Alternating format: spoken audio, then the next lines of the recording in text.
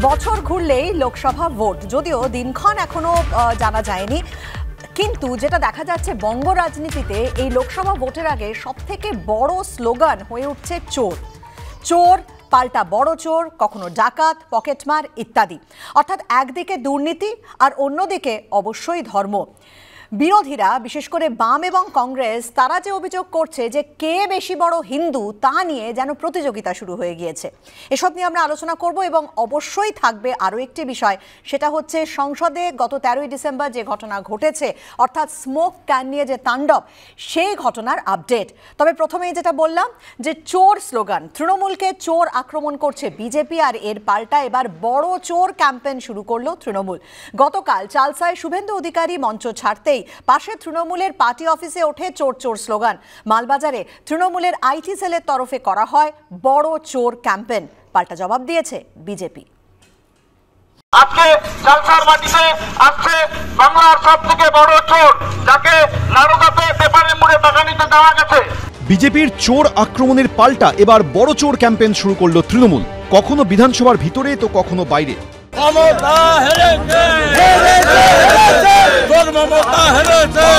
কখনো আবার রাজপথের মিছিল থেকে বারবার তৃণমূলকে চোর কটাক্ষে বিদ্ধ করেছে বিজেপি।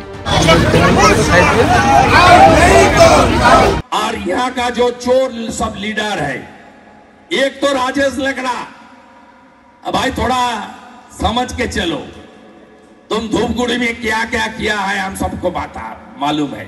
चोर फट तो कहाँ है, बालू कहाँ है, उत्तर 24 परगना का डॉन कहाँ है, सब अंदर चला गया। ममता जी अपने भतीजा के अलावा किसी को लिए उनको चिंता नहीं है। এই প্রেক্ষাপটে এদিন উত্তরবঙ্গে দলীয় কর্মসূচি সেরে শুভেন্দু অধিকারী মঞ্চ ছাড়তেই পাশের তৃণমূল পার্টি অফিসে ওঠে চোর চোর স্লোগান। নেতৃত্বে ছিলেন তৃণমূলের শ্রমিক সংগঠনের জেলা সভাপতি রাজেশ লাকড়া।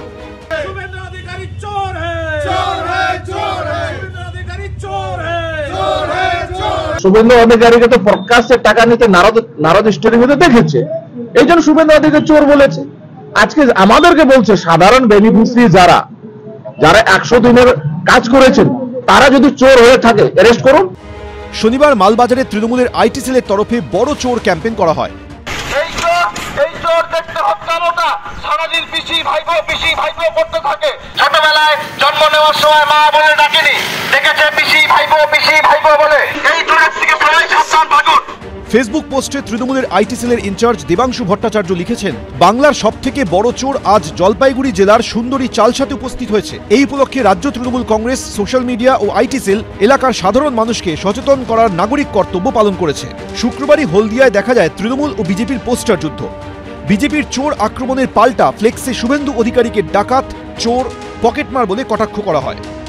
শুভেন্দু চোর, সে তো লোককে তো সাবধান করেছে, যদি তৃণমূল সাবধান করে থাকে। শুভেন্দু চুরির বৈচিত্র্য আছে নানা রকম, কখনো সারদায় অভিযুক্ত, কখনো নারদায় ক্যামেরার সামনে সিবিআই এর এফআইআর নেমড, কখনো ওর ঘনিষ্ঠদের বিরুদ্ধে শ্মশানের জমি পর্যন্ত চুরির অভিযোগ আছে, কখনো ওর ঘনিষ্ঠদের বিরুদ্ধে আরও নানা ধরনের অভিযোগ আছে। ফলে শুভেন্দু কোথাও গেলে তৃণমূলের তরফ থেকে সাবধান করা হয়েছে, যারা বড় চোর আসছে সাবধানে থাকবেন। চোরের মায়ের বড় গলা বলে একটি কথা আছে, যাদের নিজের মন্ত্রীরা চুরির দায়ে অভিযুক্ত হয়ে জেলে আছে, আর কেউ কেউ এসএসকেএমে বিশ্রাম নিচ্ছে, শিশুদের বেড অকুপাই করে, আমার মনে হয় তাদের এসব প্রচার না করে নিজেদেরকে সংশোধন করার কথা। লোকসভা ভোটমুখী বঙ্গে টিকা টিপ্পনির কেন্দ্রবিন্দুতে এখন চোর, বড় চোর কটাক্ষ। আশাবুল হোসেন, রাজা চট্টোপাধ্যায় ও রাজীব চৌধুরী, এবিপি আনন্দ। আলোচনা শুরু করব। আলোচনা করতে এই মুহূর্তে আমার সঙ্গে যারা রয়েছেন পরিচয় করিয়ে দিই। রয়েছেন দেবনারায়ণ সরকার, জয় মল্লিক এবং সৈকত গিরি, সকলকে স্বাগত জানাচ্ছি। আমি প্রথমেই দেবনারায়ণদার কাছে যাব।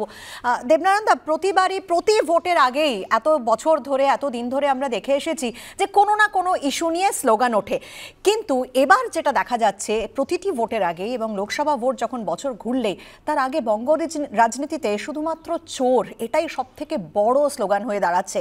কেউ চোর বলছে, কেউ পাল্টা বড় চোর কটাক্ষ করছে, কেউ পকেটমার, কেউ ডাকাত, অর্থাৎ দুর্নীতি, এটাই সব থেকে বড় ইস্যু হয়ে দাঁড়াচ্ছে। কি বলবেন?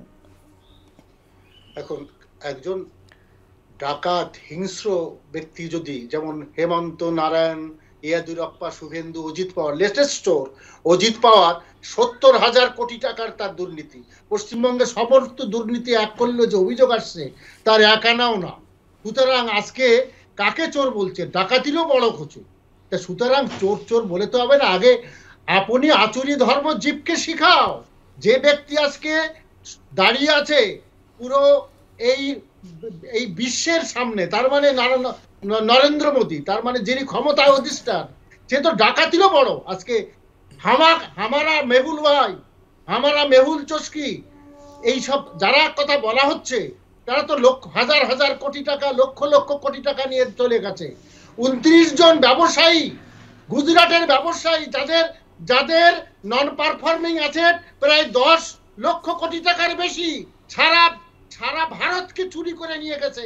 আজকে ইন্টারেস্ট রেট কোথায় নেমে আসছে? 5%, যেটা 10-12% ছিল। এদের জন্য, এই ডাকাত লুটেরদের জন্য সারা ভারত নষ্ট হয়ে গেছে। এই দুধের মাতব্বর হচ্ছে নরেন্দ্র মোদী। আজকে তিনি সৎ বলছেন? কাকে সৎ বলছেন? আপনি আচরি ধর্ম জীবকে শেখাও। অর্থাৎ সেই চোর এবং ডাকাত তা নিয়ে যে কম্পিটিশন, যেটা আমরা বাইরে দেখছি, আমাদের স্টুডিওতেও কিন্তু আলোচনার শুরু তা দিয়েই হলো। আমি এখানেই জয়ের কাছে আসবো। জয়, এটা কি বলবে যে আমরা বাঙালিরা নিজেদের উপর গর্ব করি কি নিয়ে? যে পলিটিক্যালি উইজডম, আমাদের যে পলিটিক্যাল উইজডম আছে সেটা অন্য কারুর নেই। আমাদের ইন্টেলেক্ট নিয়ে আমরা গর্ব করি। আর আজ সেই বঙ্গ রাজনীতিতে শুধুমাত্র চোর ডাকাত এটাই সব থেকে বড় ইস্যু হয়ে উঠলো। এটা গর্বের জায়গা তো আর নেই। পশ্চিমবঙ্গে বাসী হয়ে এবং একজন বাঙালি হয়ে যখন বাংলার বাইরে যেতে হয়, সেটা এখন একটা লজ্জার জায়গা হয়ে গেছে, লজ্জার বিষয় হয়ে গেছে। সাধারণ মানুষের টাকা কি করে সাইফন করে তৃণমূলের নেতা এবং মন্ত্রীদের পকেটে ঢুকবে, এইটাই হচ্ছে এখন সবথেকে বড় অ্যাডমিনিস্ট্রেটিভ স্ট্রাকচার চলছে, এবং ইনক্লুডিং দ্য পুলিশ প্রশাসন। এর একটা সুন্দর সিন্ডিকেট তৈরি করা হয়েছে। আজকে কেন্দ্রের যে প্রকল্পগুলো, সেইগুলো যখন সাধারণ মানুষের কাছে আসছে, সেইগুলোর মধ্যে থেকেও কিভাবে টাকা আত্মসাৎ করে একটা তৃণমূল ছোট নেতা একটা বাইক কিনবে, গাড়ি কিনবে, সেটার কিন্তু ঠিক তার সেটিং হয়ে যাচ্ছে। এবার আমরা যখন ডিরেক্ট বেনিফিশিয়ারির ব্যাপার করছি, সেখানে কি করছে? সেখানে হচ্ছে ফেক জব কার্ড। আজকে 1,30,00,000 ফেক জব কার্ড কেন ক্যান্সেল করতে হলো? এগুলো কারা ছিল? সবই বুঝলাম জয়, কিন্তু দেবনারায়ণ দাও যে ইস্যুগুলো তুললেন, যে সর্বভারতীয় ক্ষেত্রে যে বড় বড় দুর্নীতির কথাগুলো তুললেন তিনি, এবং এই ফেক জব কার্ডের কথাই যদি বলছো, তাহলে উত্তরপ্রদেশেও আমরা জানি যে সব থেকে বেশি সংখ্যায় ফেক জব কার্ড কিন্তু উত্তরপ্রদেশে ছিল। বাংলা কিন্তু তার থেকে অনেক নিচে। যেখানেই থাকুক না কেন, অত্যন্ত খারাপ এই বিষয়টা। কিন্তু যদি সেই হিসেবে কম্পেয়ারই করতে হয়, এটাও তো ঠিক যে বিজেপির একের পর এক বড় নেতা যারা বিজেপিতে এসেই সাধু হয়ে গেছে, এই অভিযোগ তো বারবার বিরোধীরা করবেই। না দেখুন, সেই দিক থেকে দেখতে গেলে এখন তো মমতা বন্দ্যোপাধ্যায়কে দেখলাম অর্জুন সিংকে আবার ফেরত নিয়ে গেল, রাজীব ব্যানার্জিকে ফেরত নিয়ে গেল, এরকম মুকুল রায়কে ফেরত নিয়ে গেল। রাজীব বন্দ্যোপাধ্যায় এরা তো আপনার দলেই এসেছিল। আমি ওটাই বলছি, এবারে প্রশ্নটা সেখানেই ওঠে, এখন কি কোম্পানির ওয়াশিং মেশিন মমতা বন্দ্যোপাধ্যায় ব্যবহার করছেন? তো সেই কমপ্লেন তো তৃণমূল নেতা করছেন। দুটো দলের কাছেই ওয়াশিং মেশিন আছে। সৈকত কি বলবে? না দেখুন, প্রথমত হচ্ছে রাজনীতির দেউলিয়াপনা কোন জায়গায় দাঁড়িয়েছে। 11 থেকে 21 অব্দি এ রাজ্যে চুরি লুট করা চোরেদের একটা অংশ আজকে বিজেপিতে, আর একটা অংশ তৃণমূলে রয়েছে। লড়াইটা চোরেদের ভাগ বাটোয়ারার লড়াই, ক্ষমতার কেন্দ্রবিন্দুতে ভাইপো থাকবে নাকি শুভেন্দু অধিকারী থাকবে, এই নিয়ে লড়াই। প্রশ্নটা খুব পরিষ্কার। একদল বলছে শুভেন্দু চোর, আর একদল বলছে ভাইপো চোর। আমরা বামপন্থীরা বলছি দুটোই চোর। এই রাজ্যে যেমন তৃণমূল কংগ্রেস চাল গমের বস্তায় 10 টাকা 20 টাকা করে চুরি করে, কারণ একটা প্রাদেশিক রাজ্যে তারা ক্ষমতায়, তেমনি গোটা দেশ জুড়ে এই চাল, ডাল, আলু, পেঁয়াজের কালোবাজারি, সারের কালোবাজারি, সেগুলো সবটাকে তুলে দেওয়ার চেষ্টা করছে, আদানির হাতে বিক্রি করে দেওয়ার চেষ্টা করছে। লুট সর্বক্ষেত্রে। রাজনীতিতে কোন জায়গায় দাঁড়িয়েছে? দেবাংশুর মতো নতুন প্রজন্মের একজন যুব নেতা তৃণমূল কংগ্রেসের, যাকে সাধারণত মানুষদের নজরে এই বালু পার্থদের চুরি দুর্নীতির বাইরে একটা কম বয়সী ইয়াং রাজনীতিবিদ হিসেবে আমরা দেখি, তারও আজকে ভাষা দাঁড়িয়েছে চুরি। তার ফলে এই যে আমি গত কাল না পরশুদিন ওদলাবাড়ি থেকে ফিরলাম উত্তরবঙ্গ থেকে, গজলডোবার রাস্তা সারাই হচ্ছে না। উত্তরবঙ্গের প্রাকৃতিক সম্পদ লুট হয়ে যাচ্ছে, জঙ্গলে কাঠ বিক্রি করে চোরা কারবারি হচ্ছে। এবং মনে আছে আপনাদের, উত্তর বাংলারই তৃণমূলের এক ব্লক সভাপতি, তাকে মমতা বন্দ্যোপাধ্যায় বহিষ্কার করেছেন এই বেআইনি কাঠ পাচারের অভিযোগে। নদীর পাথর, তিস্তার পাথর, বালি, জঙ্গলের কাঠ, জঙ্গল কিলোমিটারের পর কিলোমিটার সাফ করে দিয়ে সেখানে তৃণমূলের নেতারা একদম মুড়িমুড়কির মতন রিসর্ট তৈরি করছেন। ভূপ্রাকৃতিক বৈষম্য নষ্ট হচ্ছে। একদিকে প্রাকৃতিক সম্পদ লুট, অন্যদিকে উত্তর বাংলার মানুষের জীবন যন্ত্রণা যন্ত্রণার দাবিগুলোকে নিয়ে রাজনীতির ইস্যু না করা, এটাই এখন তৃণমূল বিজেপির এজেন্ডা দাঁড়িয়েছে। 17টা চা বাগান বন্ধ, একটা কোনো কথা নেই। চা বাগানের বিষয়ে তো নিশ্চয়ই আসবো, সেই প্রসঙ্গ তুলবো, কিন্তু সত্যি কথা বলতে গিয়ে দেবনারায়ণ দা, এই বঙ্গ রাজনীতিতে এভাবে আজ পর্যন্ত দুর্নীতি, চোর, ডাকাত এই স্লোগান দেখা যায়নি, এবং এটা অত্যন্ত দুঃখজনক। এবং সত্যি কি রাজনৈতিক দেউলিয়াপনা এছাড়া কি আর কোনোভাবে এটাকে এক্সপ্লেন করা যায়? ওই যে সুকুমার রায়ের বলে না, শুনেছু কি বলে গেল সীতানাথ বন্ধ, আকাশের গায়ে নাকি টক টক গন্ধ, টক টক থাকে না তো হলে পরে বৃষ্টি, তখন দেখেছি চেটে একেবারে বৃষ্টি। বিজেপি হচ্ছে ওয়াশিং মেশিন, যার কথা জয় বলছিল, যাদের নিয়ে গেছিল তারা আবার তৃণমূলে। তার মানে টক টক ওখানে গেলে টক টক থাকে না, ওখানে গেলে টক টক থাকে না, তৃণমূলে আসলে টক টক হয়। তার মানে কি ওখানে হলো ওয়াশিং মেশিন। কিন্তু দেবনারায়ণ দা, এই মাফ করবেন, এই রাজীব বন্দ্যোপাধ্যায় নিয়েও কিন্তু আমরা দেখেছিলাম যে মমতা বন্দ্যোপাধ্যায়ের গলায় অন্য সুর ছিল, যে বনমন্ত্রী থাকাকালীন সেখানেও কিছু গন্ডগোল হয়েছিল এবং তার তদন্ত হবে এমন কথাও কিন্তু মমতা বন্দ্যোপাধ্যায় নিজে বলেছিলেন যখন এই রাজীব বন্দ্যোপাধ্যায় বিজেপিতে চলে গিয়েছিলেন। তিনি আবার ফিরে আসার পর আর কিন্তু সেটা এগোলো না। তার মানে আপনি বলছেন যে বিজেপিতে গিয়ে ওয়াশিং মেশিনে ধুয়ে চলে এসেছে বলে আর তদন্ত হলো না? মুখ্যমন্ত্রী না, ওয়াশিং মেশিন তো বটে, কি নেই? এই যে আজকে যে খোকা বাবু, এই যে না আপনি রাজীব বন্দ্যোপাধ্যায়ের কথা বলুন, যে প্রসঙ্গটা আমি তুললাম, বিরুদ্ধে এত অভিযোগ, না এত অভিযোগ, খোকা বাবু ওখানে যায়, তার মানে অমিত শাহর পায়ে ধরে বলে আমার তো যেন বিয়ে না হয়, এ তো পরিষ্কার দেখা যাচ্ছে। যাই হোক, আমার প্রসঙ্গটা কিন্তু দেবনারায়ণ বাবু এড়িয়ে গেলেন, আমি আসবো আবার। কিন্তু তার আগে আমি আরেকটা বিষয়, অর্থাৎ এই যে চোর স্লোগান শুধু উত্তরবঙ্গ না, উত্তর থেকে দক্ষিণ সব জায়গায়, কারণ খেজুরিতে তৃণমূল বিজেপি হাতাহাতি হলো এবং সেখানেও চোর স্লোগান উঠলো। তৃণমূলের বৈঠক চলাকালীন বিজেপির বিরুদ্ধে চড়াও হওয়ার অভিযোগ উঠল, ঘর বন্ধ করে তৃণমূল কর্মীদের আটকে রাখার অভিযোগ উঠেছে বিজেপির বিরুদ্ধে, বোমা বন্দুক নিয়ে এসেছিল, মানুষ আটকেছে, এমন আবার অভিযোগ অস্বীকার করে দাবি করেছে বিজেপি।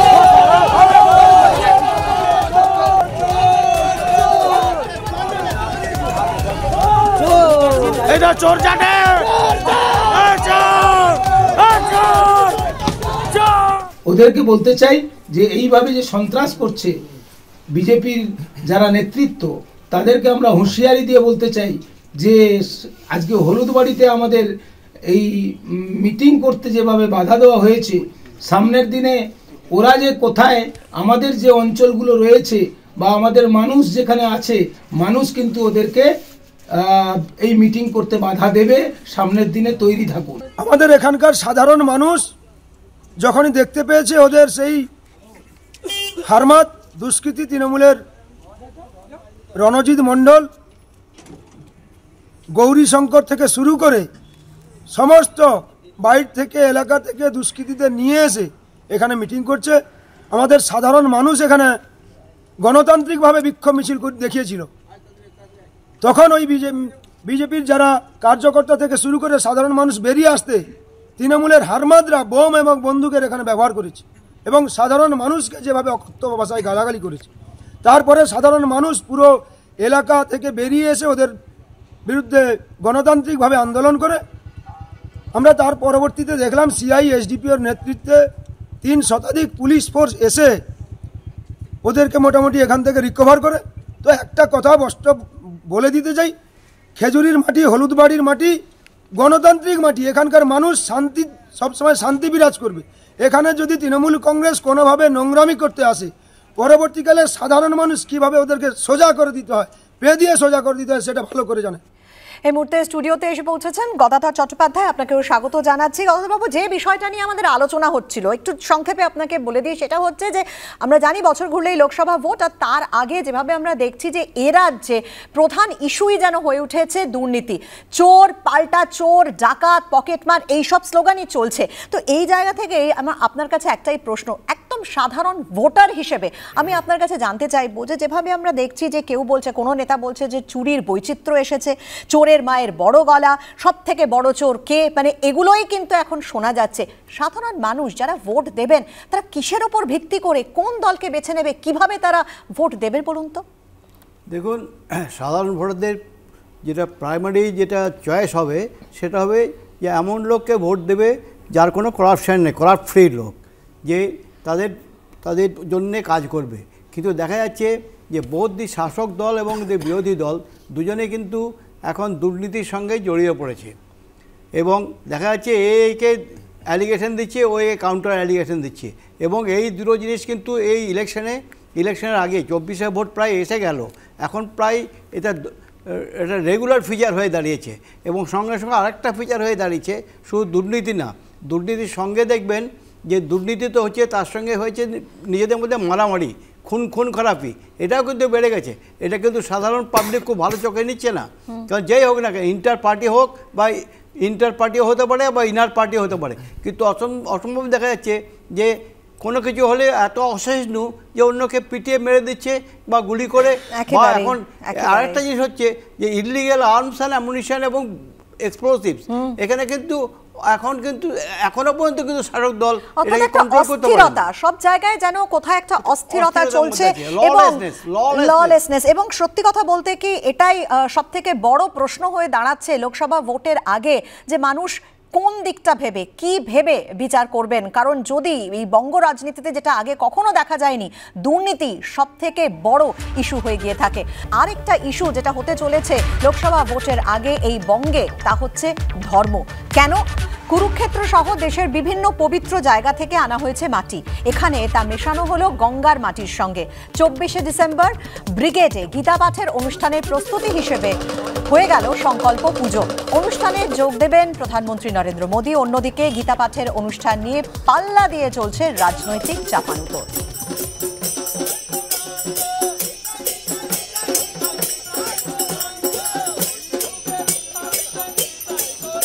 হিন্দুত্বের ব্যাপকতা, হিন্দুত্বের গভীরতা এবং হিন্দুত্বের বিশালতা এতটাই পরিব্যাপ্ত যে সেটা সামান্য দুটো রাজনৈতিক দল যদি নিজেদের মধ্যে টানাপোড়েন করতে থাকে, হিন্দুত্ব সেটাকেও গ্রাস করবে। বয়সের গীতা পাঠই প্রমাণ করে দিচ্ছে যে ভারতবর্ষ ঠিক কোন পথে চলেছে। গীতা আমাদের পরম প্রিয়, কিন্তু রাজনৈতিকভাবে গীতাকে সামনে রেখে মানুষকে বিভ্রান্ত করার চেষ্টা করছে। গীতা পড়া হচ্ছে, পড়া হবে, কিন্তু তার সঙ্গে রাজনৈতিক মেরুকরণ, গীতা পড়লেই বিজেপি আর গীতা না পড়লে, মানে সেদিন ব্রিগেডে না গেলে, মানে এইভাবে কোনো বিচার হতে পারে না। একেবারেই আমি দেবনারায়ণ দার কাছে আসবো। দেবনারায়ণ দা, কুণাল ঘোষ যে কথা বলছেন যে রাজনৈতিক মেরুকরণ করা হচ্ছে গীতাকে নিয়ে, এটা একেবারেই ঠিক নয়।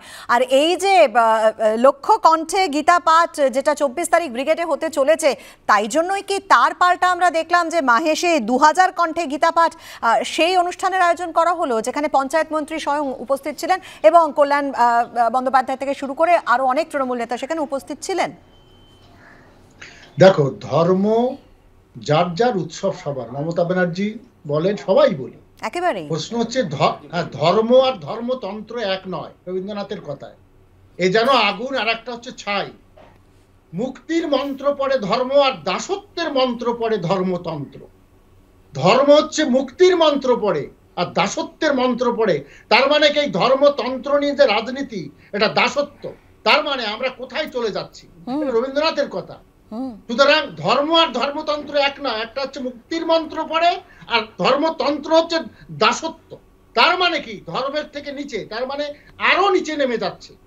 সুতরাং এই ধর্মতন্ত্র করে ওই গীতা পাঠ ঠিকই আছে, কিন্তু তা দিয়ে রাজনীতি করে। ঠিক গীতা পড়বে না কেন? তৃণমূল পড়বে, যারা হিন্দু তারা পড়বে, মুসলমানরা বুঝলাম, কিন্তু তাহলে আবার এই পাল্টা মাহেশে গীতা পাঠের আয়োজনটা কেন করা হলো, এটাই ঠিক বোধগম্য হচ্ছে না।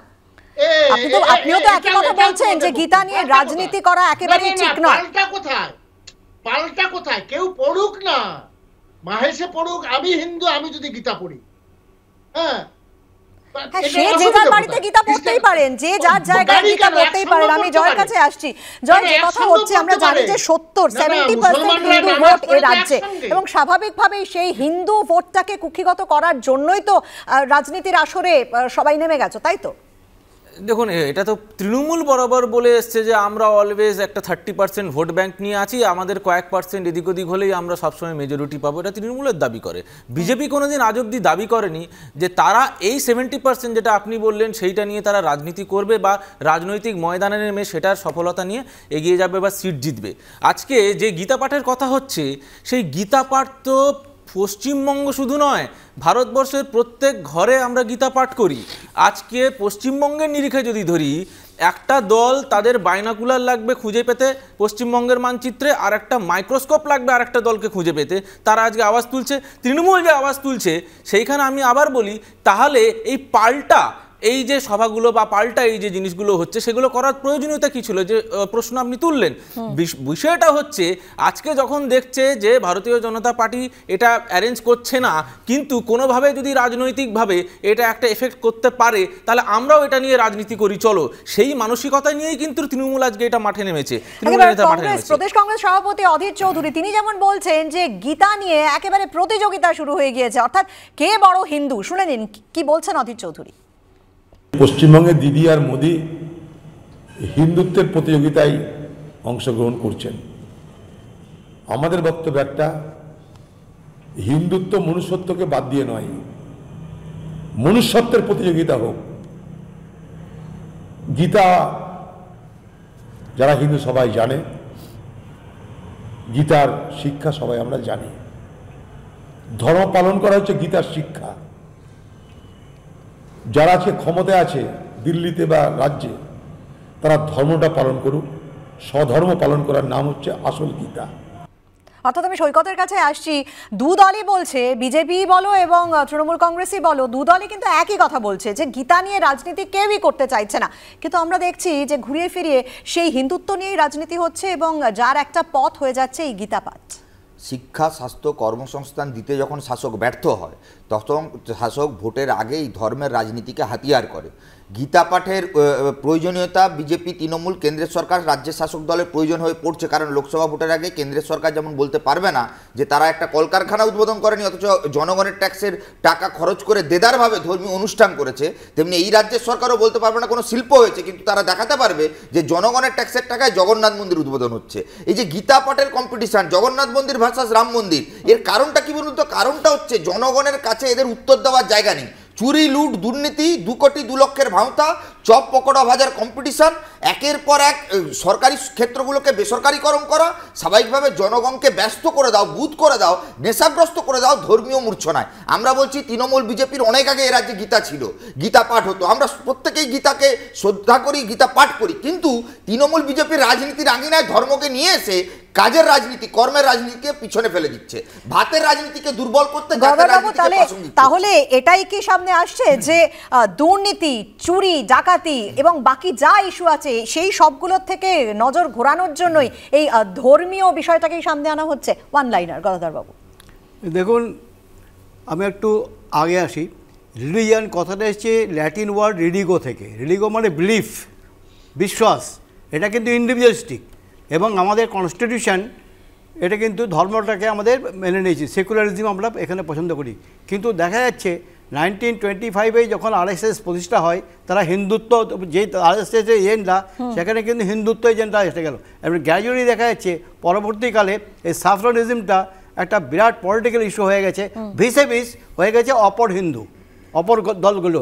সুতরাং একেবারে অর্থাৎ যেখানে দেখা যাচ্ছে যে যেখানে এত রকম সমস্যা রয়েছে, তখন এই ধর্মটাই যেন সব থেকে বড় ভোট ব্যাংক হয়ে যাচ্ছে, হিন্দু ভোট নিজেদের দিকে টেনে আনার জন্য।